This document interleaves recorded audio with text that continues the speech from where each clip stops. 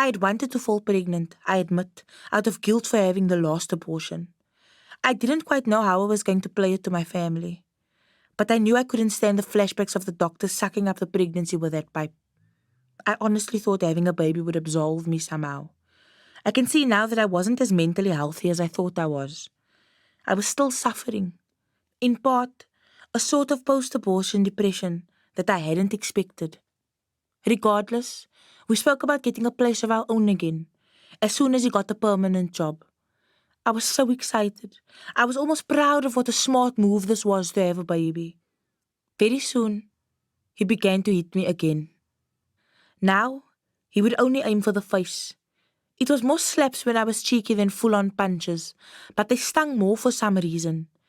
He slapped me in the same way one would slap a rude child across the lips. He did it with the back of his hand, nonchalantly. He didn't give it much thought.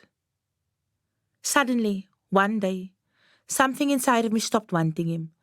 I felt numb towards him. It was like an epiphany, as if the pregnancy hormones cleared my mind. But 2 weeks too late. I messaged him that I was done with the relationship. I wished him well and said that I didn't want to see him anymore.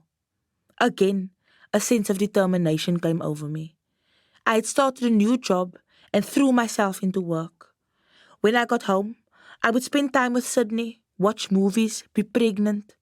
My moves were intentional, and even though I knew the world was disgusted by me, I was determined that this would be my turning point. And it was, for a bit. Lyle wasn't as easily swayed. He started the love-bombing phase all over again. The fact that I had his growing child in my stomach seemed to give him an ownership over me, and he was outraged that I no longer wanted him. In his misogynistic mind, he had mocked me. It was flattering and off-putting at the same time. He was trying so hard, so late. I would wake up to Lyle standing outside of my window, blasting, "I'm gonna marry her anyway," through his pa's car speakers. Don't get me wrong, he was by no means offering me romance and a proper future. Rather, his disdain for me had turned into some sort of toxic obsession. He messaged me night and day, and called me between the messages. If I didn't answer, my phone would fill up with missed calls and emails that ran for pages, days.